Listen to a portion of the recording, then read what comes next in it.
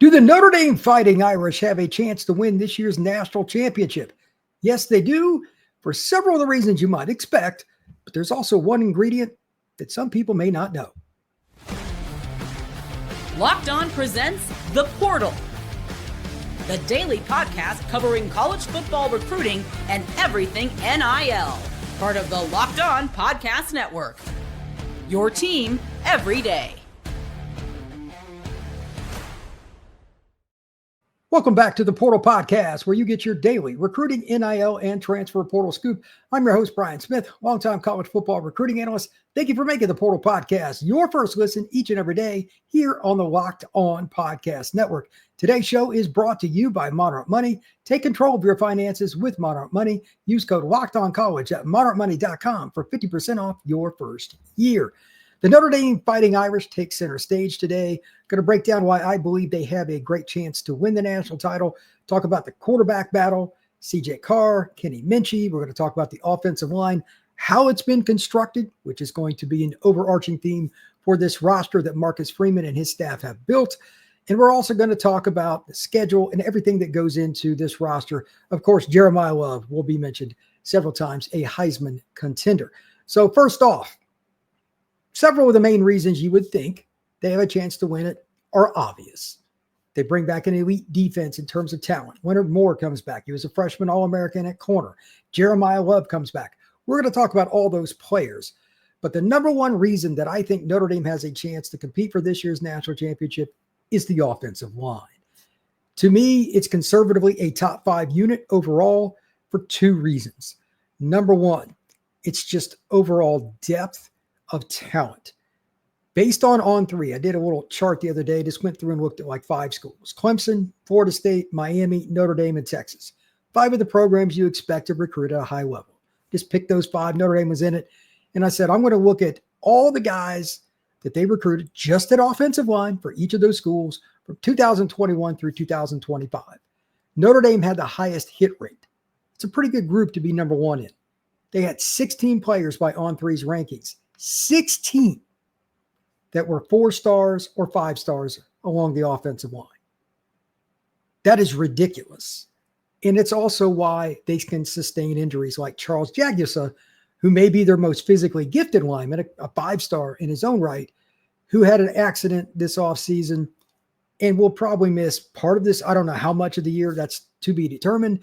He's expected back later this year if everything goes right. I'll just go with that. That's my guess.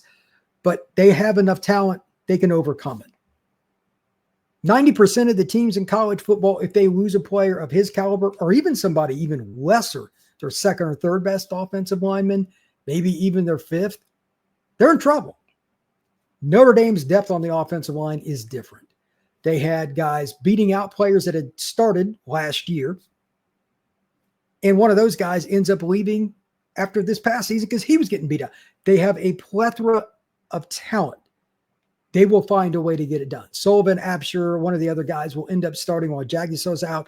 Maybe they keep the job. Who knows? But I guarantee you Notre Dame will have one of the best offensive lines in college football. And here's an additional point to that. The 2024 playoffs began, and it ends with 4 teams: Penn State, Texas, Notre Dame, and Ohio State. What do they all have in common?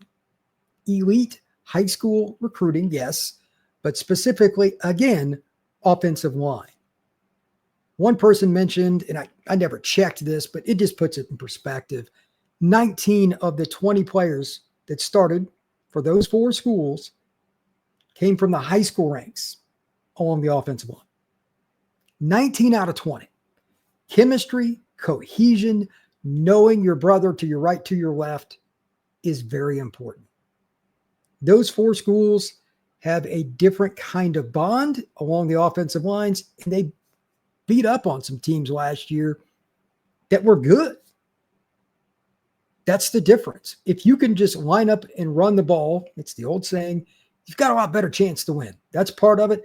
But they also allow their quarterbacks a lot of time to make plays. Those 4 schools ended up in the Final Four, and it wasn't a coincidence. Notre Dame fits that profile again, and so do some of those other schools. And it's one of the reasons that I think they have a great chance to win it. Now let's talk about the recruitment. Some impact freshmen possibly for a lot of schools, but there are a few guys that are obvious that have a chance to make a difference for Notre Dame.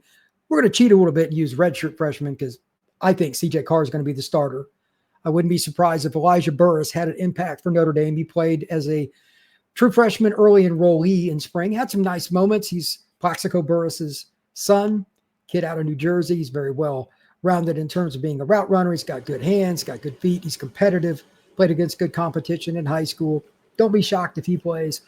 But because of Notre Dame's overall recruiting, even a guy like Will Black, who has all the world of talent you could imagine, but Notre Dame, again, elite offensive line recruiting year after year, he's probably not going to play this year. The only way I see a lot of guys playing that are true freshmen is if there are some injuries, Burris included, probably. CJ Carr might be the only guy that is a redshirt freshman to start a game this year, and I don't expect any true freshmen. That might be the highest rate of upperclassmen playing in the country. It's just kind of the way it's worked out. But you always look at schools like this and you think that, and then a few injuries happen and fall camp happens and there's a surprise. Last year, Anthony Knapp won the left tackle job as a true freshman. Not only is that surprising, but many thought he was going to be an interior player, myself included. So we'll see how it plays out. But they don't have a problem with talent in the freshman class. It's just, I don't think they're necessarily going to have a lot of guys come in and make a major move. I wouldn't be surprised if a few guys ended up getting a chance to be in the rotation. One other player, it's possible, and I know some people are kind of curious to see if he might start. Gerby Lambert, the redshirt freshman out of the Massachusetts area. I'm not sure how they're going to line up everything with Jagusa not being healthy. Again, Sullivan Absher, it'd be my guess. He's a redshirt sophomore, another massive guy.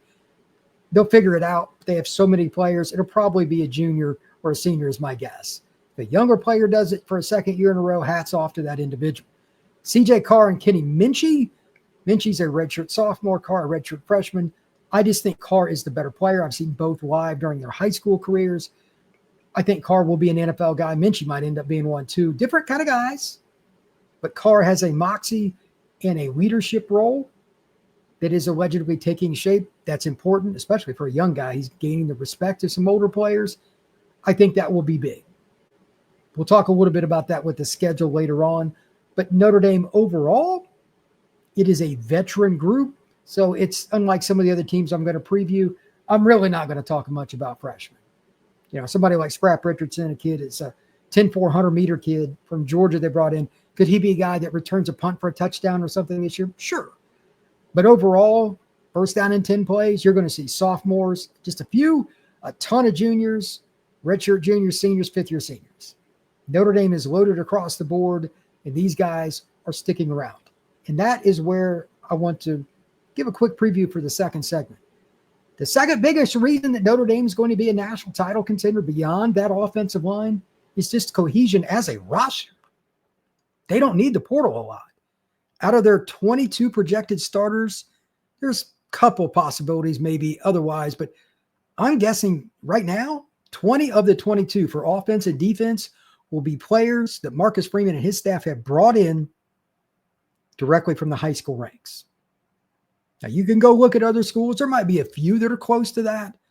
But again, much like the offensive line I talked about, Penn State, Texas, Notre Dame, and Ohio State for the Final Four, it's the same thing. That's the most important position to do it. But just the roster in general, Notre Dame brings in portal guys to play right away. They're oftentimes one-hit wonders. Quarterback's been part of it, etc. But they really haven't needed to do much. They got Fields coming in, the guy from Virginia, big receiver. I get that. They have some talented players that are transfers this year, got a nickelback, etc. from Alabama, but they really are a homegrown unit. They have a lot of chemistry. That's going to matter. So we're going to talk about that next, not just with Notre Dame and why that matters, but how that can help you at the end of the year if you make a playoff run. That is next here on the Portal Podcast. Ever wish managing your money felt a little bit easier? With Monarch Money, it can. Whether you're growing your savings or planning a big purchase, Monarch puts you in the driver's seat. It's like having your own personal CFO, giving you full visibility and control over your finances. Monarch Money is more than just a budgeting app. It's a complete financial command center. You can track all your accounts, investments, and spending in one place. So in addition to managing your money, you're also building wealth. No matter what you do, organization is going to help you make that task a little bit easier, whether it's organizing your home, your car, anything else. Managing what you've got in the right place is important. And with Monarch Money, using their app, you can keep control of your finances all in one place, making it easier, more efficient for you to understand what's going on with your money and to save for the future. Take control of your finances with Monarch Money. Use code LOCKEDONCollege at monarchmoney.com for 50% off your first year. That's monarchmoney.com, code LOCKEDONCollege for half off your first year. Thank you once again for making the Portal Podcast your first listen. Please hit that like button and subscribe. Going to have a lot of different previews coming up, and the recruiting news will not stop either. Going to mix them quite a bit as I'm doing today with the Notre Dame preview. Who's coming in, who could be an impact, who are the top teams in college football here on the Portal Podcast. So let's talk a little bit about the overarching theme of chemistry. Let's look at Florida State last year. They brought in several guys that didn't blend in well. Last year, they go 2-10. That was one of the biggest collapses in college football history. So that's an easy one to point to. But schools like Penn State, Notre Dame, et cetera, they just plug and play a few guys here or there, and it makes a difference. As for Notre Dame, Devontae Smith is a guy that's coming in, going to be a nickel. He played for 4 years at Bama. That matters. He's been around that kind of chemistry too. So they're not just taking random guys either. Malachi Fields, the receiver from Virginia, had over 50 catches. Big boundary receiver that just hard to find from a physical standpoint, 6'4", 220. And he's a guy that's proven he has over 100 catches during the last 2 seasons before coming over from the Cavaliers to the Fighting Irish. So they're very selective with it. Key players at key positions. But everything else is pretty much in-house in terms of how Marcus Freeman and his team get it done. So with that in mind, let's talk about the offense just kind of overall, the units that are good and the units that may need a little something to go right to get to where they need to be to possibly win a national title. Again, barring me saying something otherwise, these are all kids recruited out of the high school ranks for Notre Dame, and I think that is a very, very big deal. Does Carr or Minchie end up taking the reins and completely dominating? I don't necessarily think so. I think that position's a concern until it's proven because it's a new quarterback, but the talent is elite, and the talent is also unique because you have a pocket quarterback that can extend plays. CJ Carr, very, very good thrower under duress or on the move. And then Minchie, kind of a similar deal, but he is an elite athlete. He is absolutely an elite athlete. He's a guy that can do a backflip. He's a guy that can change directions. He could play receiver probably at the college level in some capacity. I'm not sure he can play at Notre Dame, but he's a really good athlete. They might use him in the red zone, or if he gets the opportunity to play, I think Carr will win the job, but there's a role for him somewhere. Notre Dame has a changeup with Minchie if he plays. We'll see how that goes. As for the top units on the offense, obviously the offensive line, they've got a lot of really good players up front. I think that it's probably going to be a top 5 offensive line, barring something else. Even with Jagiso out, I think it very well could be a top 5. Absher, again, that's my pick to be the extra guy in the starting lineup. We'll see who lines up where, but they'll figure that out. And then running back. This is ridiculous. Notre Dame's running back room. I don't know if you could really look at it from a more balanced perspective. If anybody in the country has a better balanced running back room. Love's a home run hitter, but he's powerful. Look at that touchdown run he had against Penn State, that one he had like 3rd and 4th effort. Jadarian Price might even be faster than Love. It's pretty close, but that's a burner out of Texas. He's a senior. That's, redshirt junior. Great prospect. Aeneas Williams, really good at catching the ball, might be their best receiving threat. He's a true sophomore. And then they got a really talented redshirt freshman in Kedron Young, who's 230 plus pounds. That unit is elite. You could make an argument it is the most balanced and the deepest unit in the country at the running back spot. Notre Dame's going to be able to tote the football pretty good.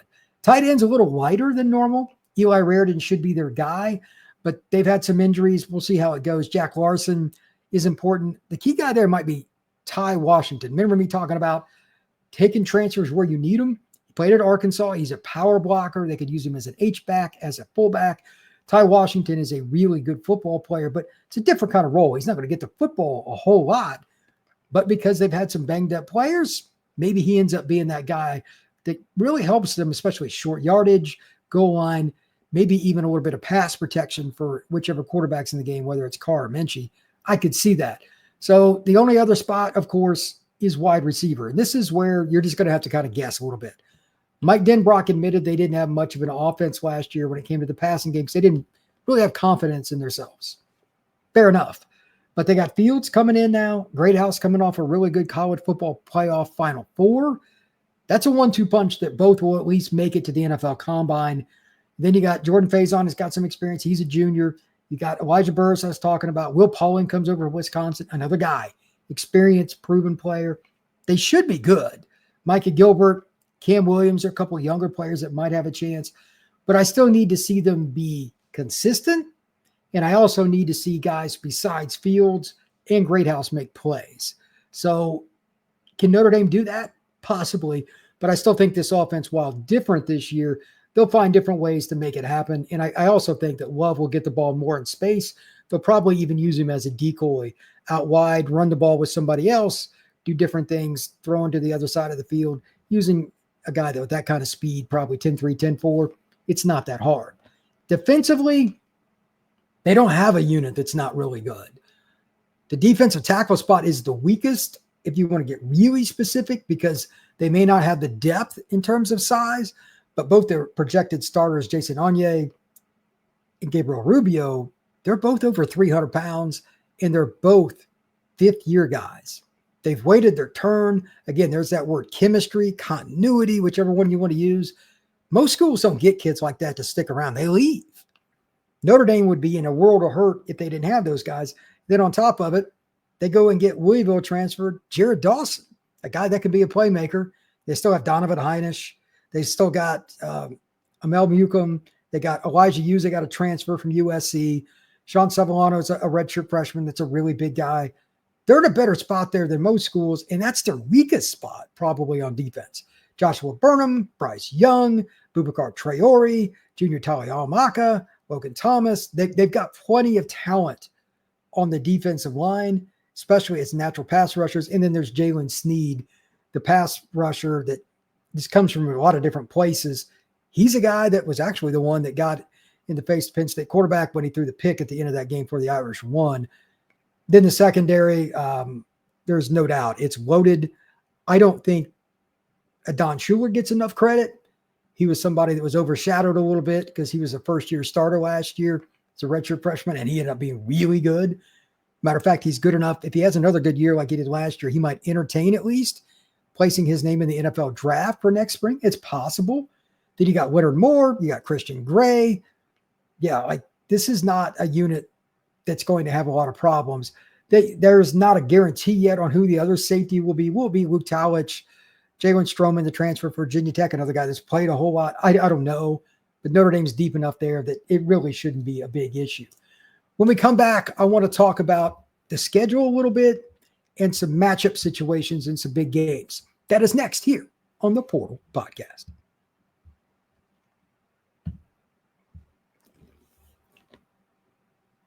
All right, let's talk matchups, situational football, and what's really going on with Notre Dame in terms of how, if you're going to attack them, how would you do it?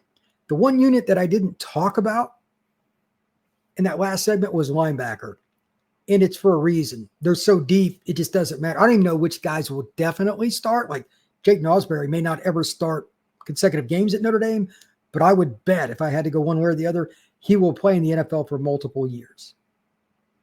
Those two things don't normally go together. You don't start for multiple years in college, you're probably not going to be an NFL player, but Notre Dame is loaded.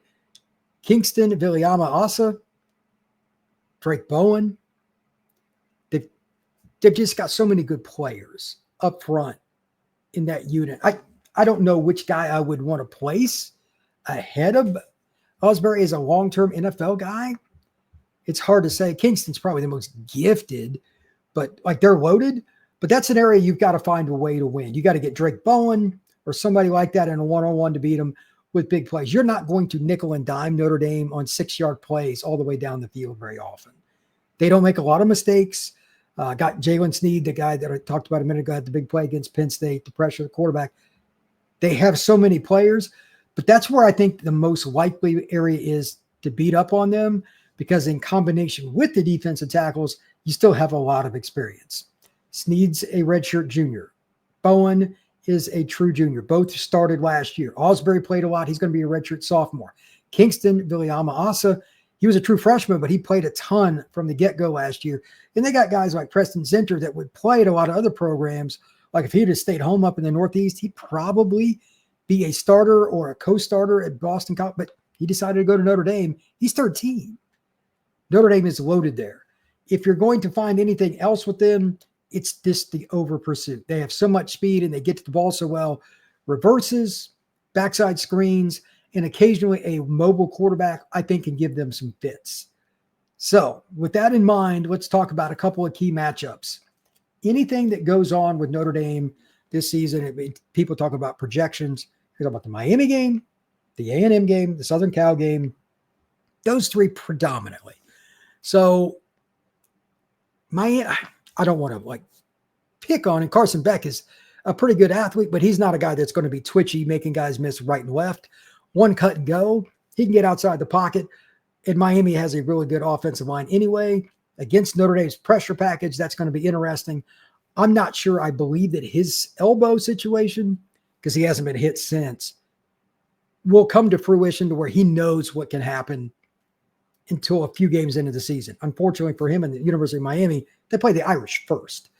That's probably one of the 5 teams that I would least likely want to play if I was Mario Cristobal, because you need back time. You can't say this publicly. You need back time to get acclimated to playing again and getting hit again. You don't want him, especially if they have a bad quarter against Notre Dame, that could be tough. The A&M game, I'm just going to go ahead and say it. I don't care which quarterback goes out on the field for the Aggies. I don't think they're going to be able to attack Notre Dame's defense very well with the passing game. Running the ball, I think they will do pretty well, and they'll give Notre Dame some fits. They've got a mobile quarterback. They've got a lot of guys that are athletic in general, and they've got Le'Veon Moss at running back, who's unfortunately missed part of last year with a knee injury. Really good football player. But can they make plays in the passing game, or is Notre Dame going to be able to do what they did last year and just load up the box and say, you know what? We don't trust you. We don't think you trust yourself. You can't throw the ball. And that game is also in South Bend this year. That's certainly an advantage for the Irish. But Marcel Reed, I don't care if it's Jacob Zeno. I don't care if it's Miles O'Neill. I don't care who it is. I don't think that group is going to be ready for Notre Dame, because I don't think they're going to be able to tell what they're going to do play to play. Notre Dame with Chris Ash, they're going to run a lot different kind of defense when they need to. Maybe not every game. You're still going to see a lot of man coverage, but against somebody like Marcel Reed, who is a very good athlete at quarterback and probably the starter for the Aggies, you're going to see Notre Dame do something they haven't done the last few years, and that's play zone. But I'm going to add something. I bet you they will save a little bit, because Carson Beck's seen about everything, so they're not going to really fool him from a mental standpoint. They'll save a little bit from Marcel Reed. Post-snap reads. Show one thing just blatantly before snap. After the snap, they're going to try to get a couple freebies, meaning easy interceptions, because Marcel Reed is not ready for what Notre Dame is going to run. Prove me wrong, but I think that's going to be a problem for them, and that's why I think Notre Dame will win that game. The SC game, Maeva, whatever his name is, the quarterback, I think he's a lot better than what people give him credit for, and he had a couple of bad throws against Notre Dame last year in that game late.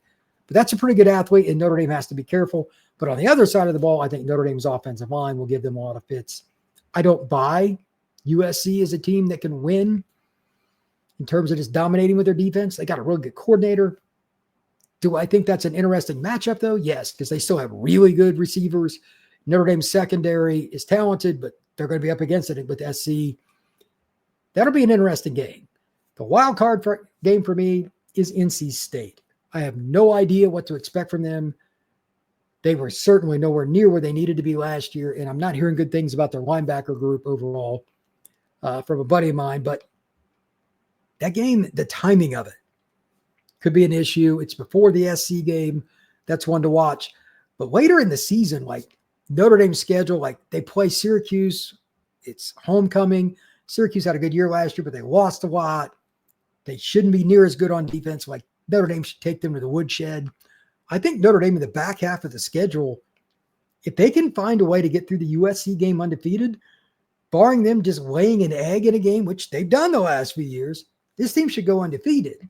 It's finding a way not to have that random game, and that's why I brought up NC State, where you're just not emotionally invested.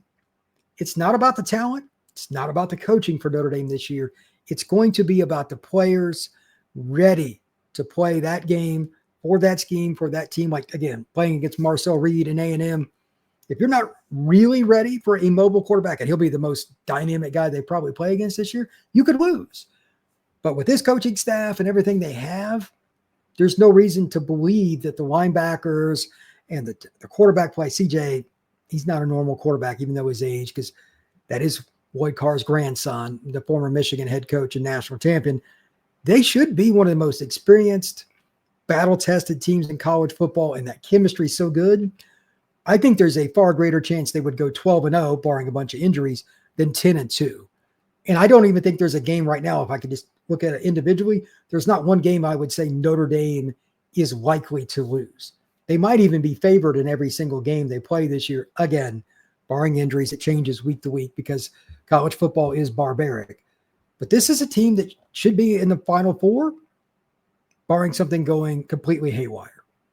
And I know I'm saying that with a team that's going to have a new quarterback, but so are a bunch of other teams. Texas is, Ohio State is, Michigan is, Southern Cal's still not set. Miami's like one of those guys. He's gotten some playing time, but who knows? Marcel Reed's played a little bit at A&M. All these teams around the college football world, even DJ Lagway at Florida, been a lot of hype about them. He started a few games. He's hardly ever healthy. We don't know what Carson Beck's going to do at Miami. Georgia doesn't really have a proven quarterback. Like, it is a wild year. So why not Notre Dame? This is a year. If you're going to do it, this would be a good one because there aren't many of the quote-unquote blue bloods that recruit like Notre Dame in the trenches that also have a returning quarterback. LSU would ironically be the exception. Former head coach for Notre Dame is down there, but they lost both their offensive tackles. At some point, I think that's going to bite them. So we'll see with LSU this year too. But it's a wide open year in college football. And yes, Notre Dame can win it. But again, the reason that I think is the most important that's not being talked about is the chemistry with how they've recruited, especially the offensive line. They don't rely on the portal. They don't have issues in the locker room. In that group, they play for each other. The teams that make the Final Four this year, just like last year, will be the ones that did the best with elite high school recruiting. Then they have a quarterback that gets hot, something like that, and you ride it. I think Notre Dame will be one of the Final Four teams. Again, we'll see, but my preview is pretty simple. Absolutely. Notre Dame has a chance to win the 2025 national title because from top to bottom, the roster is good. They've built it the right way. They've used the portal just to add guys where they really needed them. But in the most critical spots, they got homegrown high school prep recruits that have made a big difference on their depth chart. I think Notre Dame is one of the favorites to win the 2025 national championship. Thank you once again for making the Portal Podcast your first listen each and every day here on the Locked On Podcast Network. Truly appreciate you stopping in. Please hit that like button and subscribe. We will see you again soon here on the Portal Podcast.